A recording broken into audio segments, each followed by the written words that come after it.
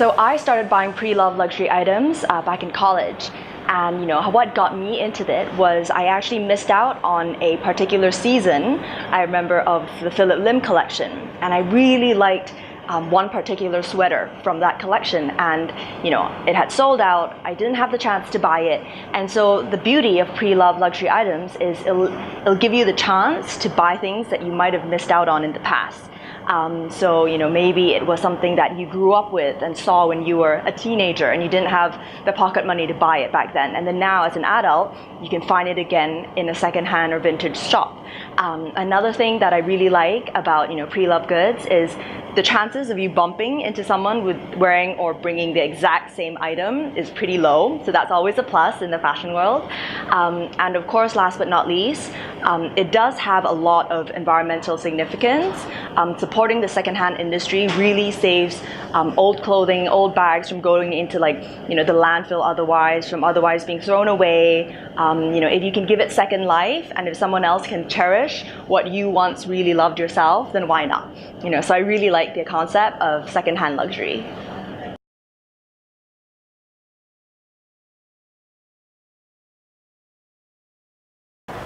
So I started Guiltless in Hong Kong, and we actually have our showroom/office located in Quarry Bay, but that's not open to the public. It's only open to friends, family, as well as press and media. So a lot of reporters and editors, magazine editors, they came to our showroom, and they really liked our selection of products. And in fact, a lot of them remarked, and they said, Yen, I know that what you do with Guiltless is you want to bring secondhand shopping to a truly luxurious level, and that's all well and fine, but I didn't realize what you meant until we stepped into your showroom. It was there that it was actually quite shocking. A lot of them said to think secondhand fashion could be brought to such a luxurious, such a clean, such a wholesome and welcoming experience. They were like, there was no strange smell of a vintage store. There was no excess garbage lying around. Everything was so neat. It was like walking into your most stylish friend's walk-in closet. And they all said it's such a pity that the public, they don't have access to the showroom, because we think, the quality of your merchandise really shines through when people can see them in person. So it was there that I thought, okay, why don't we set up a temporary pop-up store in Hong Kong, probably for 2 weeks, probably for a month. So now we're doing this for a month until the end of November, so people can walk in, they can feel the quality of our clothing, they can touch the leather of our bags, they can see how new and what good condition our products are in, and see for themselves that secondhand shopping can be a very luxurious experience.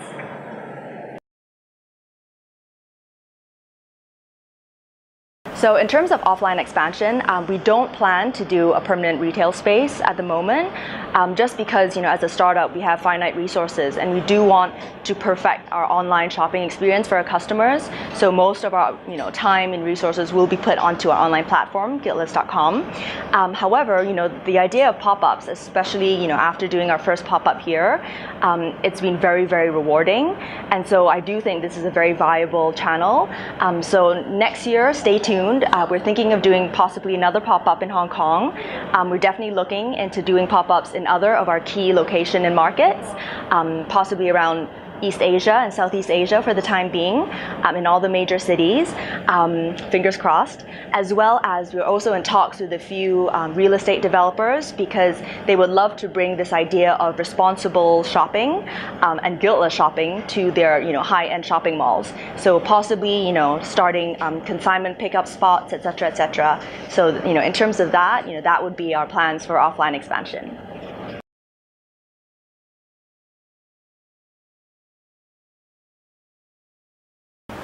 Another really good thing about doing a pop-up store for us is a pop-up lets us really show our personality.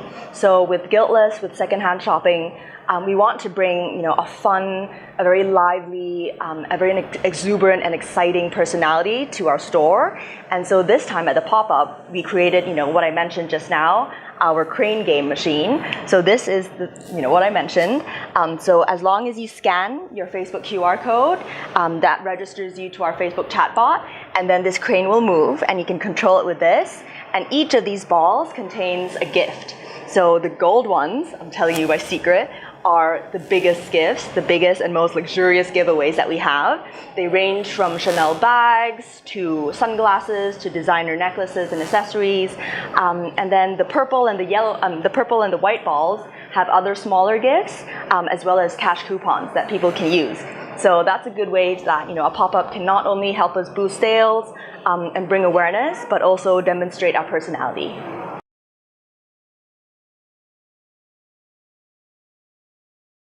So the good thing about having influencers come on board with whatever you're doing is not only do they bring along their loyal following and fans, whether they're popular on Instagram or Facebook or have their own blog, etc.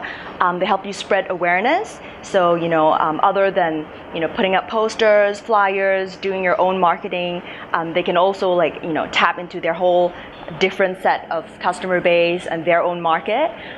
They also lend you credibility, so it's not just about the marketing, but it's also them lending their name to a brand that they like, to a brand that they trust, and to a brand that they would recommend their friends.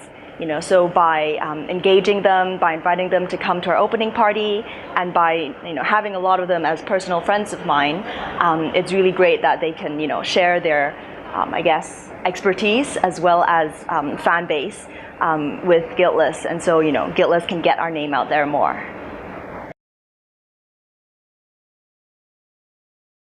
Okay, so I'm standing in front of my favorite wall, the Birkin and Kelly wall, actually.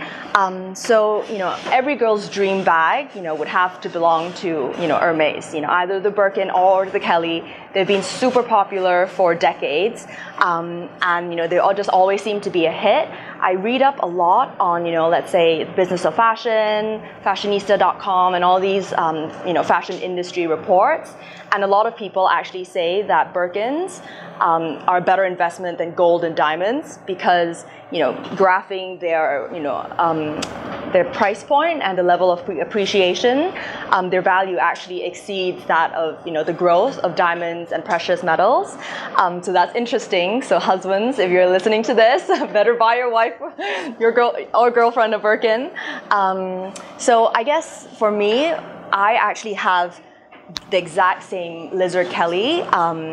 And it's always been a special one for me because I remember my mom having, I believe it was a lizard Birkin. They no longer make them, so this is actually very, very rare because I believe there was a problem with the stock of lizards that Hermes was able to procure. So lizards don't come in such large sizes anymore, so a lot of times you only see them as small accessories. So having a vintage bag in such good condition is very rare. And me being born in the year of the snake, that was actually one of the first Kellys or Birkins that I really, really wanted.